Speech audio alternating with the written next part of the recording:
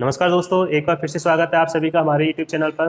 दोस्तों, जैसा कि आप सभी को पता है कि हमने आरआरबी, एएलपी और टेक्नीशियन एग्जाम के लिए इंजीनियर ड्राइंग की क्लासेस स्टार्ट कर दी हैं।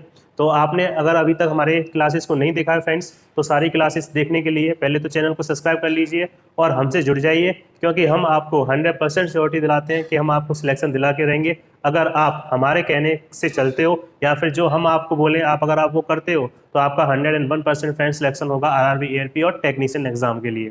तो जैसा कि आप सभी को पता है फ्रेंड्स, हमने इंजीनियर ड्राइंग की ऑलरेडी 10 क्लासेस ले ली हैं। अगर आपने अभी तक नहीं देखी है तो उसकी जो प्लेलिस्ट है उसकी लिंक आपको डिस्क्रिप्शन में मिल जाएगी, तो एक बार जरूर उन सारी क्लासेस को आप सीक्वेंस से लीजिए। आपका इंजीनियर ड्राइंग बेस्ट से भी बेस्ट हो जाएगा। पूरी मेहनत और ईमानदारी के साथ मैं आपके यहाँ पर लगातार क्लासेस लेता आ रहा हूँ। तो चलिए, उसी क्रम में आज हमारी नेक्स्ट क्लास है जिसमें जैसा कि आप सभी को पता था कि हमने यूनिट 2 इंजीनियर ड्राइंग में स्टार्ट कर दी थी। यूनिट 2 में हमने सबसे पहली क्लास में जो टॉपिक समझा था वो था एंगल, उसके बाद ट्रायंगल समझा, उसके बाद क्वाड्रिलेटरल समझा। और आज की जो हमारी क्लास नंबर 11 है फ्रेंड्स, इसमें हम जो टॉपिक लेके आए हैं वो लेके आए हैं सर्कल। ठीक है, देखिए बिल्कुल इजी टॉपिक है, आप सब लोग इनके बारे में जानते होंगे। बिल्कुल छोटा सा टॉपिक है, तो बस आपको थोड़ा सा समझना है, सो ही आपकी ये यूनिट कंप्लीट हो जाएगी। और उसके बाद हम नेक्स्ट इंपॉर्टेंट यूनिट उठाएंगे फ्रेंड्स, जो आपको कल की वीडियो मिलेगी। तो उसको देखने के लिए आप अभी हमारे चैनल को सब्सक्राइब कर लीजिए, क्योंकि अब जो आगे के चैप्टर होने वाले हैं, अब आगे जो यूनिट होने वाली है वो ये समझ लीजिए इंजीनियर ड्राइंग की सबसे इम्पोर्टेंट पार्ट है वो, क्योंकि वो ऐसा पार्ट है जो आज तक आपने कभी पढ़ा नहीं होगा, और अगर आप उनको पढ़ोगे नहीं तो आप उन क्वेश्चन को देखकर उनका आंसर भी नहीं बता पाओगे। ठीक है, तो उन यूनिट को बिल्कुल नहीं छोड़ना है फ्रेंड्स। ये यूनिट आपकी ऐसी थी जिसमें आपको सब कुछ पता था, ठीक है ना, बहुत सारी चीज़ें आपको पता होंगी। जैसे व्रत है तो सब कुछ पता है, आप मैथ में पढ़ते आते हो। और लेकिन जो आगे की अब यूनिट होंगी वो मोस्ट इंपॉर्टेंट होंगी आपके एग्जाम के पॉइंट ऑफ व्यू से। तो जुड़े रहिए हमसे, बिल्कुल इजी तरीके से, बेस्ट तरीके से, और इंपॉर्टेंट चीज़ें आपको मैं यहाँ पर कराऊंगा। तो चलिए दोस्तों, आज की क्लास को हम लोग स्टार्ट करते हैं। तो जैसा कि आपको पता था यूनिट 2 चल रही है, ड्राइंग ऑफ ज्योमेट्रिक फिगर है, और इंजीनियर ड्राइंग की क्लास नंबर ये 11 है। ठीक है, तो अगर आप पहली बार क्लास देख रहे हो तो मैं आपको बस यही सजेशन दूंगा कि आप हमारी प्लेलिस्ट पर जाइए और क्लास फर्स्ट से लेके क्लास आज की क्लास तक सारी क्लासेस सीक्वेंस से देखिए, और फिर आप क्वेश्चन सॉल्व करना, तब आपको पता चलेगा कि मैंने आपको किस लेवल का ये पढ़ाया है। तो चलिए दोस्तों, स्टार्ट करते हैं आज की क्लास को। देखिए, हम डिस्कस करेंगे सर्कल के बारे में, वृत्त के बारे में। ठीक है, तो सर्कल होता है क्या है फ्रेंड्स? तो सर्कल एक ऐसा फिगर है जिसकी अगर हम कोई ऐसा फिगर बनाते हैं फ्रेंड्स जिसकी एक पॉइंट से सेम डिस्टेंस होती है, तो उस पॉइंट को हम लोग बोलते हैं सर्कल। ठीक है ना, जैसे मैंने ये फिगर बनाया है फ्रेंड्स, तो अगर हम इस फिगर में देखेंगे तो इस पॉइंट से यहाँ पे भी डिस्टेंस सेम होगी, इधर भी डिस्टेंस सेम होगी, और इधर भी डिस्टेंस सेम होगी।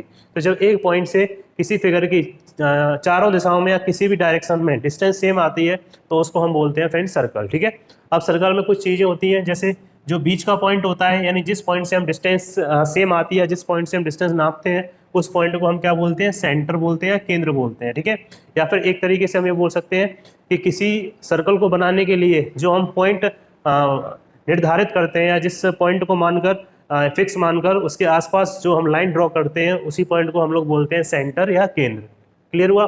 उसके बाद नेक्स्ट होता है फ्रेंड्स इसमें त्रिज्या या रेडियस। हिंदी में बोला जाता है त्रिज्या, और इंग्लिश में बोलते हैं उसको रेडियस। रेडियस क्या होता है कि सेंटर से अगर हम कोई लाइन ऐसी खींचे जो उस सर्कल को टच करे, ठीक है ना, सेंटर से अगर हम कोई लाइन ऐसी खींचे जो इस सर्कल को टच करती है, उस लाइन को हम बोलते हैं रेडियस या फिर त्रिज्या। और ये चाहे आप किसी भी डायरेक्शन में खींचोगे, हर डायरेक्शन में रेडियस हमेशा कैसा रहता है? बराबर। जैसे ये भी आपका रेडियस है, इधर ये भी रेडियस है, तो ये इसके बराबर, ये भी रेडियस है, ये भी रेडियस है, ये भी रेडियस है, तो ये सारी की सारी क्या है फ्रेंड्स? रेडियस है। ठीक है ना, तो रेडियस पूरे सर्कल में कैसा रहता है? सेम। और रेडियस होता क्या है कि सेंटर से सर्कल के बीच की जो दूरी होती है उसी को हम लोग क्या कहते हैं? रेडियस। अब रेडियस का जो दोगुना होता है फ्रेंड्स, वो होता है व्यास। किसी भी डायरेक्शन में अगर आप रेडियस का दोगुना, यानी स्ट्रेट लाइन, यानी ऐसी लाइन जो सेंटर से होके जा रही है, वो आपकी क्या बनती है? डायमीटर बनती है, या फिर हिंदी में बोलेंगे व्यास। ठीक है, तो व्यास या डायमीटर क्या होता है कि ऐसी लाइन जो सर्कल के एक पॉइंट से दूसरे पॉइंट को टच कर रही है और जो सेंटर से पास होके जा रही है, उसको हम बोलते हैं डायमीटर या फिर बोलेंगे व्यास। क्लियर हुआ?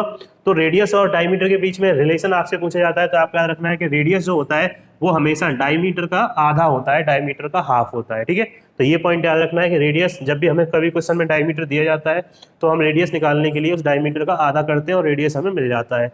एक तो ये रिलेशन होता है, और दूसरा रिलेशन होता है कि जो डायमीटर या व्यास होता है वो हमेशा रेडियस का कितना होता है? 2 टाइम्स होता है। ठीक है, डायमीटर या व्यास हमेशा रेडियस का कितना होता है? 2 गुना। अगर आप त्रिज्या का 2 गुना कर दोगे तो व्यास बन जाएगा, और व्यास का आधा कर दोगे तो त्रिज्या बन जाएगी। ठीक है, अब देखिए एक पॉइंट आता है सर्कल में कि आर्क क्या होता है या चाप क्या होता है। तो फ्रेंड्स, चाप जैसे कोई सर्कल है तो सर्कल की जो सरकमफ्रेंस होती है, परिधि होती है, उस परिधि में से अगर हम कोई छोटा सा पीस निकाल कर अलग कर लें तो वो पीस ही क्या कहलाता है, आर्क कहलाता है। जैसे मान लो ये सर्कल था, ठीक है, इस सर्कल में हमने क्या किया, इतना टुकड़ा, इतना पॉइंट, यानी ए से स्टार्ट किया और बी तक हमने इतना पॉइंट काट के अलग कर लिया। तो फ्रेंड्स जितना हमने ये पोर्शन लिया, इसी पोर्शन को हम चाप या इंग्लिश में आर्क कहते हैं। तो यहाँ तक समझ में आया कि आर्क क्या होता है, कि सर्कल की जो सर्कमफ्रेंस होती है उसका एक हिस्सा होता है आर्क, ठीक है ना। किसी एक पॉइंट से दूसरे पॉइंट के बीच में अगर हम उस सर्कमफ्रेंस को काट के अलग कर लेते हैं तो वही क्या बनता है, आपका आर्क बनता है या फिर चाप बनता है, ठीक है। नेक्स्ट देखिए जीवा। नेक्स्ट क्या होता है, कॉर्ड या जीवा। तो हिंदी में बोलते हैं जीवा और इंग्लिश में बोला जाता है कॉर्ड। कॉर्ड क्या होता है, इस सर्कल में ऐसी लाइन जो सर्कल के एक पॉइंट से लेकर दूसरे पॉइंट को टच करती है। जैसे ये लाइन है तो देखो सर्कल के इस पॉइंट से लेकर इस पॉइंट को टच कर रही है, तो इस लाइन को हम क्या बोलेंगे, कॉर्ड बोलेंगे या फिर जीवा बोलेंगे, ठीक है। तो जीवा या कॉर्ड क्या होती है कि एक ऐसी स्ट्रेट लाइन जो सर्कल के एक पॉइंट को से दूसरे सर्कल के पॉइंट को टच करती है, उसे हम कॉर्ड बोलते हैं। अब आपसे क्वेश्चन पूछा जाता है कि सर्कल में सबसे लंबी कॉर्ड या सबसे लंबी जीवा कौन सी होती है, तो फ्रेंड सर्कल में सबसे लंबी जीवा वो होगी जो सेंटर से होके जाती है, ठीक है। और जो सेंटर से होके जाएगी फ्रेंड्स वो क्या बन जाती है, व्यास बन जाती है। अभी मैंने आपको समझाया था, वो डायमीटर बन जाती है, ठीक है। तो इस तरीके से डायमीटर ही सर्कल की सबसे लंबी कॉर्ड होती है। क्वेश्चन कई बार आपके एग्जाम में पूछा गया है, which is the longest chord of circle. Circle की सबसे लंबी जो जीवा है वो कौन सी होती है, तो आपका आंसर होगा डायमीटर या फिर व्यास। तो यहाँ तक क्लियर हुआ। उसके बाद नेक्स्ट देखिए, एक ये प्रॉपर्टी है आपके एग्जाम में, इससे मैथमेटिक्स में क्वेश्चन आता है, तो आपको याद रखना है कि अगर हम केंद्र से कोई कोण बनाते हैं फ्रेंड्स, ठीक है ना, केंद्र से जो कोण होता है वो जीवा पर या चाप पर बने हुए कोण का क्या होता है, दोगुना होता है। कि अगर ये वाला एंगल मान लो 30 डिग्री है फ्रेंड्स, तो हमेशा ये वाला एंगल कितने डिग्री होगा, 60 डिग्री होगा। अगर ये वाला एंगल मान लो 90 डिग्री है तो ये वाला एंगल हमेशा कितना होगा, 180 डिग्री होगा, ठीक है ना। तो कहने का मतलब है कि ये इस एंगल का दोगुना हमेशा ये एंगल होगा, कब, जब ये इन दोनों के बेस सेम होने चाहिए, ठीक है ना।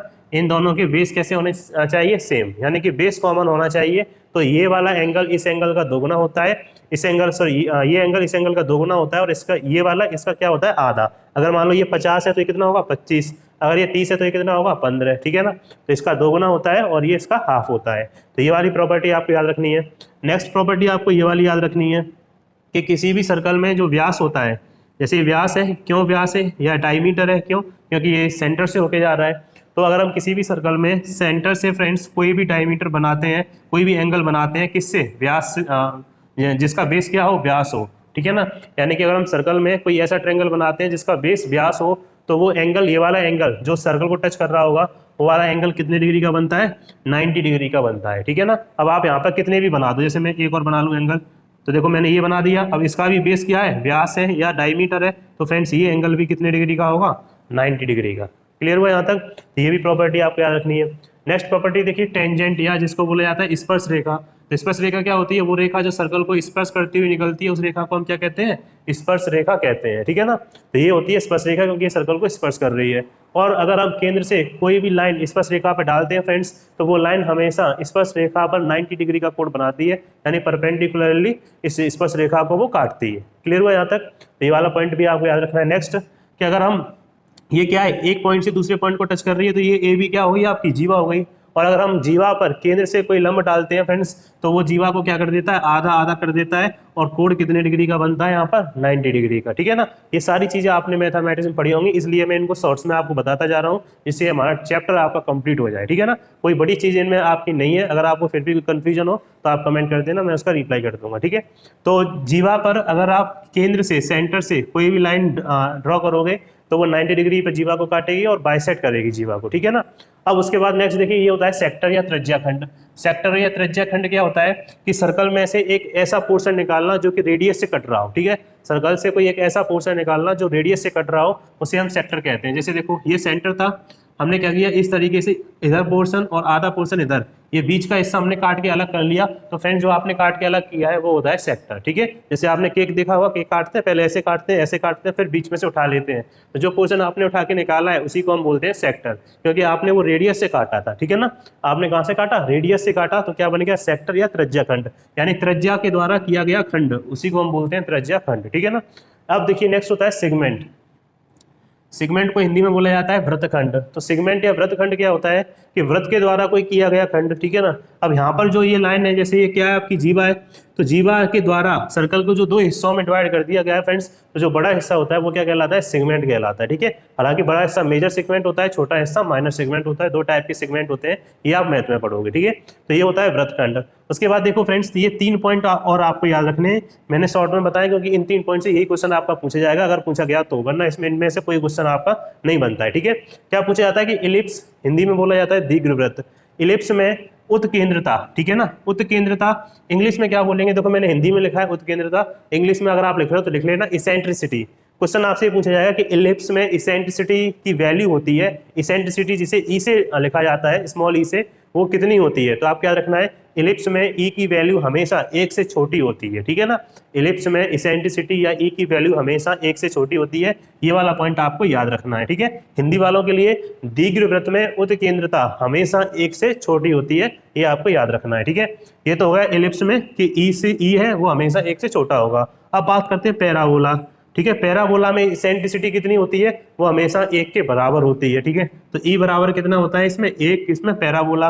हिंदी में कहे परवलय में उत्केंद्रता की जो मान होता है वो हमेशा कितना रहता है, तो वो हमेशा E = 1 रहता है। ठीक है ना, इसेंट्रिसिटी या फिर उत्केंद्रता का मान हमेशा 1 के बराबर होता है पैराबोला या परवलय में। ठीक है, तीसरा है आपका हाइपर पैराबोला। ठीक है ना, तीसरा क्या है, हाइपर पैराबोला, हिंदी में बोला जाता है अति परवलय। ठीक है, तो हाइपर पैराबोला में जो इसेंट्रिसिटी होती है वो हमेशा 1 से बड़ी होती है। ठीक है, हिंदी में बोलेंगे अति परवलय, इसमें उत्केंद्रता का मान हमेशा 1 से बड़ा होता है। तो तीनों में याद रखना है, पहले इलिप्स में 1 से छोटा, फिर आपका पैराबोला 1 के बराबर, और फिर हाइपर पैराबोला उसमें 1 से क्या होता है, बड़ा होता है। ठीक है ना, तो 3 पॉइंट और याद रखने हैं। तो इस तरीके से आपकी जो ये यूनिट 2 थी ये पूरी की पूरी कंप्लीट हो चुकी है। ठीक है, जल्दी हम इन पे क्वेश्चंस कराएंगे। ठीक है, देखिए क्वेश्चंस कराने में मैं थोड़ा लेट क्यों हो रहा हूँ, क्योंकि मैंने आपको बताया था कि जब मैं क्वेश्चंस आपको कराऊंगा, यूनिट 1 के भी आपके क्वेश्चन नहीं हुए, यूनिट 2 के भी क्वेश्चन आपके नहीं हुए, ये चैप्टर कंप्लीट हो जाएगा तो इसके क्वेश्चन होने में भी थोड़ा टाइम लगेगा।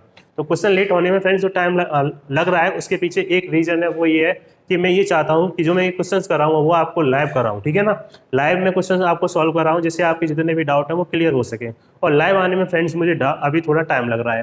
टाइम लगने के पीछे रीजन है वो ये है कि मैं अकेला हूँ। ठीक है, मुझे एक क्लास भी लेनी है, क्लास के सारे PDF तैयार करनी है, क्वेश्चंस बनाने हैं। ठीक है ना, जिसमें मुझे काफ़ी टाइम लग जाता है।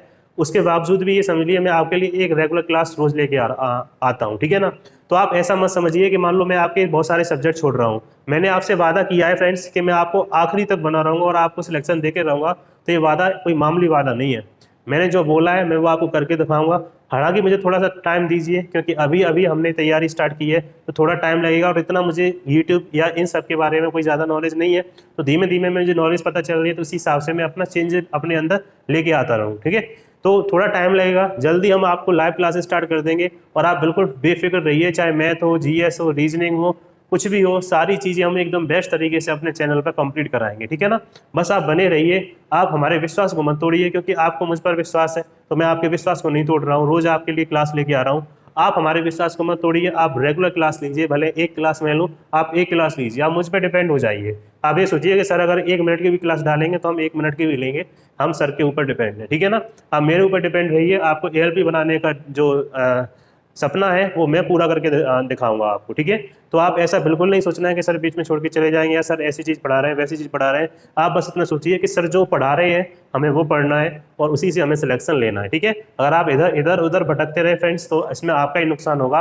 कोई फालतू की चीज़ पढ़ने के चक्कर में जरूरत नहीं है। आपको ये समझ लो, मैं अभी यूट्यूब पर देखता हूँ तो बहुत सारे टीचर हैं जो इंजीनियर ड्राइंग में वो क्वेश्चंस करा रहे हैं जो इंजीनियर ड्राइंग आपको BTech में, MTech में कराई जाती है, और वहाँ काफ़ी बच्चे समझ लो हज़ार बच्चे उनको लाइव देखते हैं, जबकि उसका कोई भी मतलब नहीं है फ्रेंड्स, क्योंकि इंजीनियर ड्राइंग RRB ALP में आपकी इस लेवल की आती है जो मैं आपको यहाँ पे पढ़ा रहा हूँ। ठीक है, पढ़ाने को तो मैं भी MTech BTech के क्वेश्चंस लेके आके इंजीनियर ड्राइंग के यहाँ पे ऐसे क्वेश्चन आपको कराऊँ जो आपके ऊपर से निकले, तो उसका कोई मतलब तो नहीं है।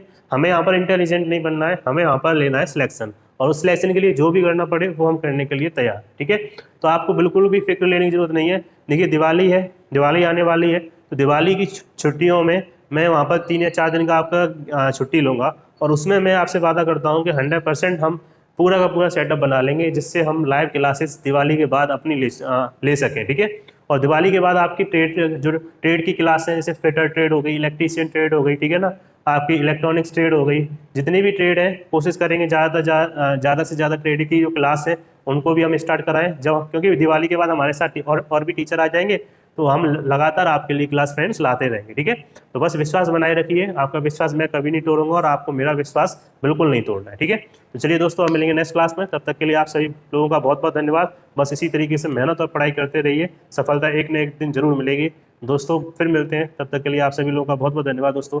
Thank you so much. जय हिंद, जय भारत।